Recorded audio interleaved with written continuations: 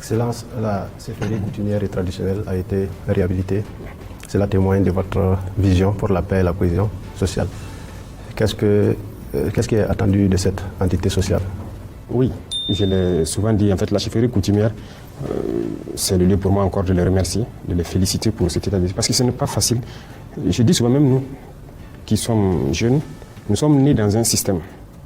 Et pour changer la mentalité de quelqu'un qui est né dans un système, c'est très difficile. La chefferie coutumière, les politiciens ont réussi à les embarquer. Et comme je l'ai dit, il faut dire la vérité, la politique en Afrique, en tout cas ce qu'on a vécu au Burkina, c'est un vrai politicien, c'est quelqu'un qui rassemble tous les vices. Menteur, flatteur, quelqu'un qui ne sait jamais, qui sait bien parler, un beau parleur, il déplace les problèmes. C'est ça la politique. Et si vous embarquez la chefferie coutumière dans ça, quelle sera sa valeur? Mais aujourd'hui, nous avons décidé de les détacher totalement de l'esprit politique, de les ramener dans leur rôle. Parce qu'un chef coutumier, en termes de justice, vous avez vu la loi Faso Boukaouré que nous avons fait adopter. La chefferie coutumière est le centre de cette loi. Dans notre société, tout ne part pas devant le juge moderne en fait. Nous avons des mécanismes endogènes, par exemple, de régler nos problèmes sociaux. Que ce soit des problèmes de vol mineur, de je ne sais quoi, jusqu'au meurtre. Ça se règle dans nos sociétés.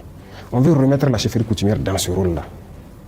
Et une fois que vous arrivez à mettre c'est-à-dire créer un espace de justice au sein de votre communauté, vous créez la cohésion sociale, vous créez l'entraide, la solidarité, vous créez donc l'amour entre vos sujets. Et c'est ce qu'on demande.